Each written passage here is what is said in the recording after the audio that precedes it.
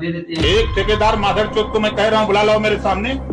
10 मार्च को 10 बजे 10 मार्च को 10 बजे गाना बजेगा कि मेरे अंगने में तुम्हारा क्या।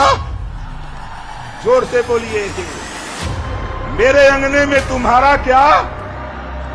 और दूसरा गाना बजेगा, चल सन्यासी मंदिर में।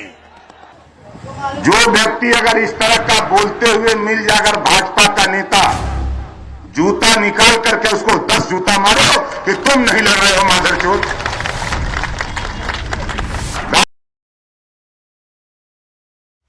नमस्कार। ओम प्रकाश राजभर, गले में पीला गमछा और वाड़ी उतना ही तीखा, शायद मिर्ची भी इतनी तीखी न हो जितना ओम प्रकाश राजभर के से शब्द सुनने को मिलते हैं। यूं कहें, राजनीति ने उन्हें कठोर बना दिया है। 1981 से राजनीति कर रहे हैं, अनुभव तो लंबा है, लेकिन अति महत्वाकांक्षा में कई बार मात खा जाते हैं। वैसे राजनीति में कई बार गिरे हैं, इसलिए संभलने का जज्बा है। जिसने अपनी राजनीति की शुरुआत कांसीराम से की हो तो जमीनी समझ जरूर अच्छी होगी। 20 साल बसपा की राजनीति करने के बाद समझ आया कि उनके तेज परिश्रम का ठीक उपयोग बसपा नहीं कर पा रही और 2001 में बसपा छोड़ा और खुद की पार्टी बनाई, सुहेलदेव भारतीय समाज पार्टी। राह आसान नहीं थी। 2004 लोकसभा चुनाव में सीटें शून्य मिली, 2007 विधानसभाओं में भी खाता नहीं खुला, 2014 सलेमपुर लोकसभा चुनाव लड़े और हारे। इन सारे हार में एक विशेषता थी कि सारे समीकरणों को ध्वस्त किया। हारने के बाद ओम प्रकाश राजभर को समझ आ गया उनका राजनीतिक भविष्य कहाँ है। 2017 में भाजपा ने केशव प्रसाद मौर्य के नेतृत्व में ओबीसी जातियों को एक छप्पन के नीचे लाई, जहां सुबसपा से गठबंधन हुई और 8 सीटों पर सुबसपा चुनाव लड़ी। 4 सीट जीतकर खाता खुला। 36 साल के राजनीतिक संघर्ष के बाद जहुराबाद विधानसभा से ओम प्रकाश राजभर माननीय विधायक बने।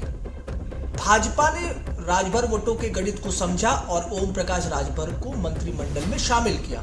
यह टर्निंग पॉइंट था। ताकत बढ़ी, पार्टी का विस्तार हुआ तो महत्वाकांक्षा भी बढ़ी। 2022 विधानसभा चुनाव से पहले अपने आप को भाजपा से अलग किया और सपा से गठबंधन कर लिया। सपा ने भी राजभर वोटों से गणित को समझा और 16 सीटें दे दी। सपा चुनाव हार गई, लेकिन ओम प्रकाश राजभर की सीटों में बढ़ोतरी हुई और अब 2022 विधानसभा में 4 से बढ़कर संख्या 6 की हो गई। यूपी की राजनीति में जाति का फैक्टर हमेशा काम करता है, इसलिए 80 लोकसभा वाले इस राज्य में उत्तर प्रदेश में राजभर समाज का वोट बैंक सभी राजनीतिक दलों के लिए जरूरी हो जाता है। तभी तो सपा हो या भाजपा, दोनों ही दल ओम प्रकाश राजभर की सुबसपा से दोस्ती करने से कतराते नहीं हैं। मीडिया रिपोर्ट के मुताबिक उत्तर प्रदेश में राजभर समाज की आबादी लगभग 11% है, जबकि पूर्वांचल क्षेत्र में राजभर जाति की आबादी 18 से 22% है। और इसी वजह से राजभर वोट बैंक पूर्वांचल के 2 दर्जन से अधिक लोकसभा सीटों पर 50,000 के करीब 2.5 लाख तक है। इसके अलावा घोसी लोकसभा समेत बलिया, चंदौली, सलेमपुर, गाजीपुर, देवरिया, आजमगढ़, लालगंज, अम्बेडकर नगर, मछली शहर, जौनपुर, वाराणसी, मिर्जापुर और भदोई राजभर बाहुल्य क्षेत्र माने जाते हैं। यहाँ की सीटों पर हार और जीत का निर्णय राजभर समुदाय के लोग करते हैं। आज ओम प्रकाश राजभर गाहे बगाहे इन वोटों के बड़े ठेकेदार हैं, जिनका कद दिन प्रतिदिन बढ़ता जा रहा है। किसी भी दल में राजभर समाज का कोई ऐसा नेता नहीं जो ओम प्रकाश राजभर की कुर्सी हिला सके। मायावती, मुलायम सिंह यादव के बाद ओम प्रकाश राजभर हैं, जिनकी अपनी समाज पर वोटों की मोनोपोली है और जाति जनगणना उनके लिए सोने पर सुहागा। नमस्कार।